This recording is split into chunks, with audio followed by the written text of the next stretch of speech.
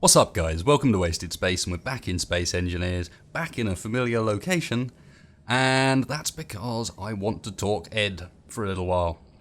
Although not this Ed, well kind of this Ed, but mostly that Ed.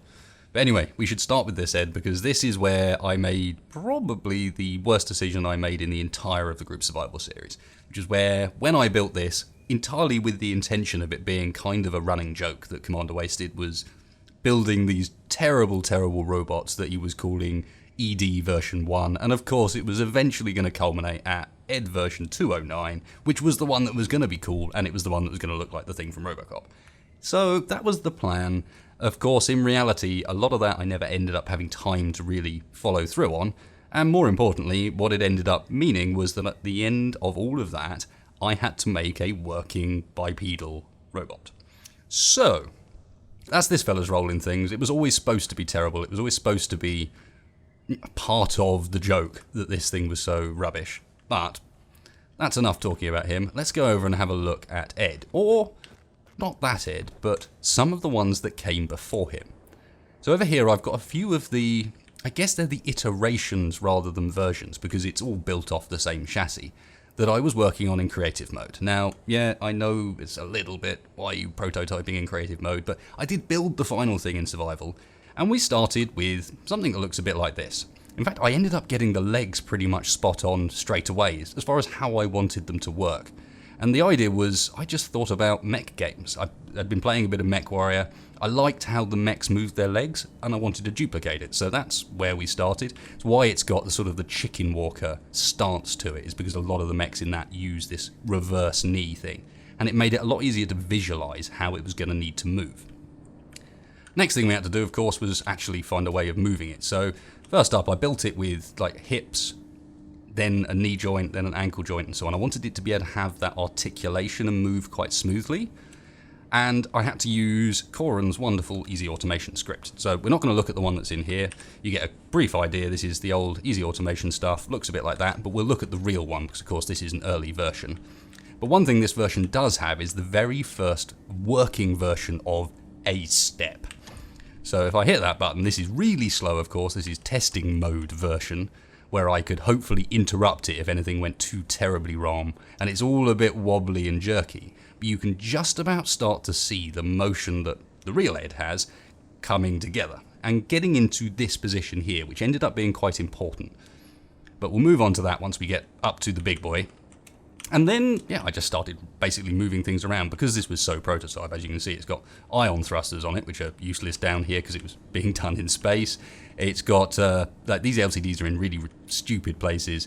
It's just, it needed a lot of work. So started moving things around, kept the leg design pretty much the same because they ended up actually working quite nicely, and just slowly building up into this thing, which is ugly as all hell. And I was like, no, I can't leave it like that. I kind of like the front of it, but the rest of it is horrible. What am I doing? And then eventually, of course, we came round to this one, although this one here is actually slightly different, and we'll move into him right at the end, because there's a few things I wanted to show you that are kind of a mix of experimental and hilarious. But we'll get onto that. First, let's talk a bit about this fella here, which I have to admit I am pretty damn pleased with. If nothing else, it's a bipedal mech that actually walks. I wasn't sure if I was going to be able to pull it off. But hey, building him in survival is a good place to start, and the way you have to do that is to basically landing gear his head to the ceiling. We start right up here on the top and we work down. And the only way or reason we do that is because it's the only way to get him to go together. These rotors in survival, of course, you have to build them as a chain. Otherwise, you're going to have to find some way of attaching a rotor head onto a rotor body in survival mode, which means like moving things around with little tug ships and so on. Not something we had a huge amount of in group survival. Although I will admit at one point, Jack probably doesn't know this, but at one point, the landing gear on the top came undone from the ceiling. I turned the power off by mistake, forgetting that of course that would turn the landing gear off as well. So he fell down, legs weren't set up yet, so he wouldn't stand. So he just sort of collapsed in this pile on the floor, and I ended up trying to use R5 to like prop it back upright again. And that's half the reason why we ended up with thrusters on it, and why he ended up launching out the ceiling, was because it was one of the ways of ensuring that if you ever got into trouble, you could recover from it, rather than just going, well, that's that mech ruined. And other than that, yeah, it's a relatively simple thing to actually build. As long as you do it in the right order, and which I've worked out from doing creative mode stuff, it all got relatively simple to build. But now actually let's look at how he moves and what's powering that. So this is the real version of that script, although at the same time, it's worth mentioning that Corin and Digi, which are the two guys that made the mods I'm using, or the scripts I'm using on this, have both updated them since the Group Survival series. So there was quite a lot of work that needed to be done to make this guy work again. And in the case of Corin's script in here, it's the old one and not the new one. But anyway, we can have a quick look, and basically what we've got is an LCD for each leg. And that's because I wanted the legs to run in tandem with each other and to pay attention to each other.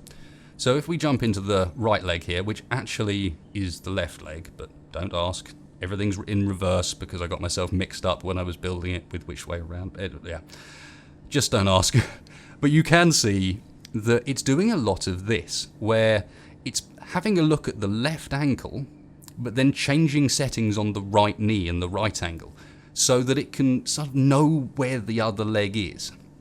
Now in reality, this is not a great way of doing it. There's better ways than this. The first thing I should have done, if nothing else, is this here should have been, let's see, which direction are we going? Probably that way. So it should have been when this angle is greater than, so that it doesn't mess up. And you'll see a bit later what I mean by mess up. But you can just about get the idea that what it's doing is moving bits of the leg in different times in an order, and the only way to come up with this order was just to kind of visualize it, as I said earlier. And then you put the two screens together, and you kind of get a walking motion. So that's enough of showing you script. Script's not very interesting. Let's go and actually have a walk with it, and I can show you kind of that in action. And this one, of course, is set up. What we have on our bars are that same step, stride, and stop blocks that we had in there. And the idea was, you have a few positions for the mech, and unfortunately I can't, they've changed spectator cam, so I'm going to need to go and drive this over. I can't third-person view and look around in remote control anymore. But you can see at the moment we're in an upright position, kind of standing position. I really wanted it to have a standing position and not permanently be walking. But that meant, in my mind at least, that it needed a maneuver, a way of moving that was going to get it into a walking position. So if I hit 1 now, it's going to unlock one of those and actually start moving both of the legs to a position where it's ready to stride. It's ready to have both legs working together at full extension to cover as much distance as possible. Now unfortunately, what it's also ready to do by the looks of things is not quite lock onto the ground properly. That has been probably the biggest issue with it, is just occasionally you can only lock these landing gear once. You can't use auto lock, and if they happen to be bouncing around on the rotor at the point at which they try and lock, then sometimes they're not on the ground, and then it doesn't lock. So you have to keep an eye on that, but you can overcome it, and there are ways around it. But you can now see we're in a striding position, legs are both splayed, and then there was the stride maneuver, which is designed to go from this position and actually take full extension steps with the legs working together. So the rear one stays pretty much straight just to give it clearance from the ground, whereas the other one is busy angling itself so it doesn't touch the ground as it's stretching forwards. And the point behind this was, rather than have it just have a walk on or a walk off, this is just going to be repeatable now. So anytime you want, you can press that button again. And then the final one, so number 3, is going to bring us back up into that standing position again. Now, this is the one that's probably the least pleasant movement. Like, I'm really pleased with how these two legs move together. I felt that was really quite a nice looking movement. This one, it was the last bit I did. I was trying to get it done for the episode, and you can see like the top angles back a bit, and it's just, that one looks a lot less natural. But the end result is it comes back to that standing position again. And that button can be used at any point in the sequence to bring you back to this position. So that's your walk, and you kind of see how that could continue to work. And it's not the quickest way of transporting around, but I think it is probably one of the quicker bipedal mechs. Normally the bipedals are really slow. But if we jump now back into our cockpit view, the other question is how to turn. And obviously you could just unlock the landing gear and use the thrusters to spin us around, but that's all a bit boring. And rather than wanting to do like a single joint in the middle of the body, as is often the way you do it, so you have the legs are on one platform and the body's on another platform, and there's a rotor in the middle there so the top of the body can twist around independently. I didn't want to do that. I wanted arms that could move like Ed's, and then another way of turning that was a bit more like a bipedal mech would. So the way, this is the bit that's not 100% finished, because I'd love to automate this, but the way the turning works at this point is if you hit 6, what that will do is unlock those hip joints so that I can now freely rotate and drag the legs around. And basically all I'm going to do is get it to that point, switch which way around the legs are locked, turn the rotor back on again and hit 4. And 4 just recenters the legs back up again in a straight line. And it will do either leg, whichever leg's not in the right place, it will straighten them back up again. Or even if they're both in the wrong place, it'll bring them back into alignment. And that's basically turning. So that's our locomotion, and that's all done with Corin's easy automation script. And as I said, it's not the cleanest way of doing it. If I was to do this again, I could avoid a number of the flaws, like the fact that sometimes it just doesn't quite connect with the ground properly. So sometimes when you're doing this motion, I do like the fact that you can get out of it and watch, because it's all automated. But sometimes when it's doing this motion here, you can see it just, there you go, it's on the ground now, but it's too late. It didn't lock in time, so she's slowly rotating. Quick. Lock one of them back down again. Get the stride on the go. And as I said, it's easy to recover from these little bits and bobs. Another thing you can do is actually use the gyros to help force the foot onto the ground. So just as it's getting to the point where you think, oh, that foot might not hit the ground, drag it down with the mouse, and you can actually kind of help it make sure that it's got contact. So there's all that. Now let's talk a bit about this side of things, because this is obviously something completely different, and I felt it was necessary for Ed to actually live up to his potential. And this is, of course, Digi's control module. So go in here, he's changed this so it now has an amazing graphical interface. You can literally just control and set everything up in here.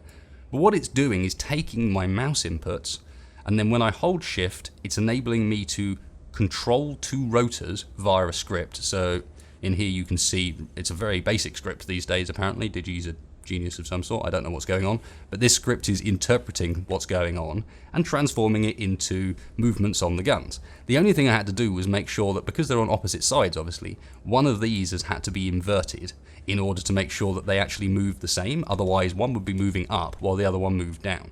And then, yeah, there you go, look around, got guns. Can shoot guns. You'll notice as well, they've got a crossover point. Because they're on 2 different arms and you're articulating them both at the same time, you basically have to choose a distance for them to cross over at. Otherwise, they'll both go in a straight line and you'll never be able to get them focused on a single target.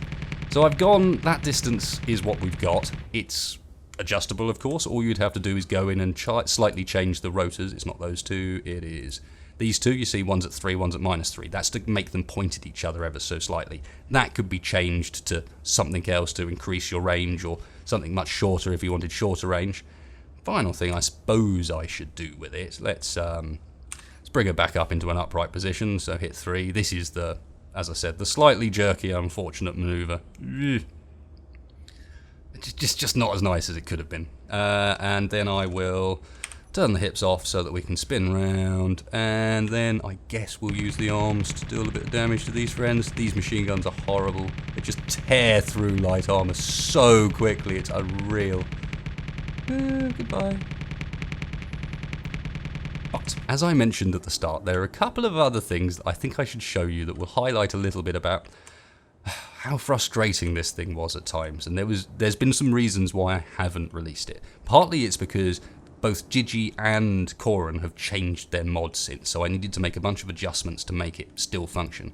And partly that's because I was trying to make it quicker and make it work in one really specific scenario. So first up, let's talk about quicker. This one has been set up so it's actually twice as quick as the one in front of us. And I figured, I tested it earlier, I thought I'll just try one more time. Let's have a quick look at what's happening. And this could be avoided if I rewrote the script. But you can see, quite quick, oh, hang on, it's gone too far. What are we doing?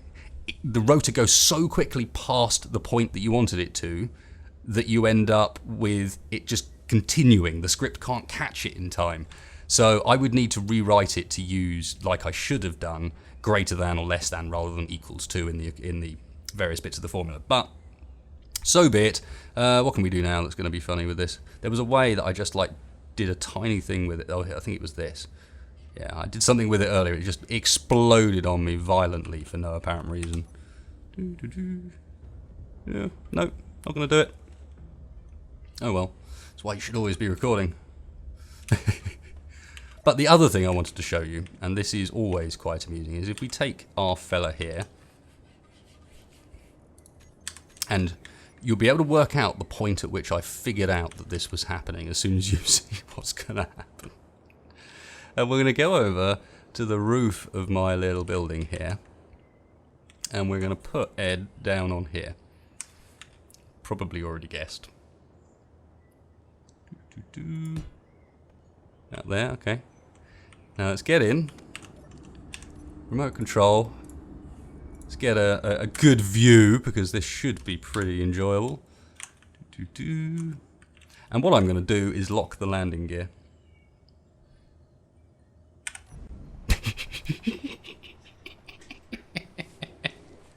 Oh, space engineers, we do love you. No, we don't. We grind our teeth and eventually get over it. Should we do the other foot? Yay! Oh, now we've just got a flying top half, which is actually kind of cool, because of course you can still control the arms. Pew! But yes, I found that out as soon as I dropped him off the ceiling to try him for the first time. Fortunately, I'd saved not long before that point. But yes, dropped him off the ceiling, he touched the floor, and exploded into a million pieces. So there you go, there's Ed. I suppose the last thing I should have done, and I didn't, was show you him flying, because let's paste another one in quickly and I'll show you what Ed flying's like, because Ed flying is... it's kind of lol and kind of cool at the same time. Like, the flying was necessary, and it's not so difficult that it wasn't like I couldn't just fly with relative ease up this hole here. And you gotta be clear, that hole's not much bigger than Ed. You know, you see what I mean? Ed only just about fits in that hole. And I still got us up it. But let's go and have a quick play around with the flying, because this is quite hilarious. So if we get in here, control our friend. Go ahead, we're going for a little flight. He flies fine as long as all you ever use is space. Whatever you do, don't press forwards, because I'm just going to hold forwards in a second. Okay, ready? So yeah, he doesn't fly forwards very well. He does fly, but you have to kind of fly head first and just use the rest of the thrusters as your way of stabilizing yourself, basically, and stopping it from doing weird stuff. So there you go, fellas. It's Ed. Not perfect, but actually not too bad either. I was reasonably pleased with it. I am going to stick it up on the workshop. Please take into account this is a work in progress. You know, it's not perfect. I would have wanted something much better than this, but I'm still relatively happy with what we came out with. I think I might have to make Ed the tiny little head drone, or whatever you want to call it, because I could see this thing being quite hilarious, other than that it's pulling itself all over the place because it's got half a leg hanging off still. So there you go, guys. Hope you enjoyed it. It'll be up on the workshop if you want to check that out. I hope you do. Expect to have some laughs with it, spazzing all over the place. Just remember, in the end, on the bars, all you need to really worry too much about is the 1, 2, 3, 4. Rest of the buttons are there to make various functions that you don't technically need possible. If you like this one, guys, please hit like, please hit subscribe. Really helps me in the channel out. If you didn't like it, then you know where that dislike button is, but please also hit me up in the comments with some idea of how I can improve, what I can do better. And for those guys thinking, yeah, that's all well and good wasted, now you've shown us loads of bits of Ed blowing up, and he's kind of not quite as cool as I thought he was, man. But where's group survival, dude? You can't talk about Ed and not talk about group survival. Doing a video about that very shortly, so we can at least give you some idea of what's going on behind the scenes. Because of course, we're not about to abandon Season 2. That's still happening. So anyway, guys, thanks a lot for watching, and I'll catch you next time.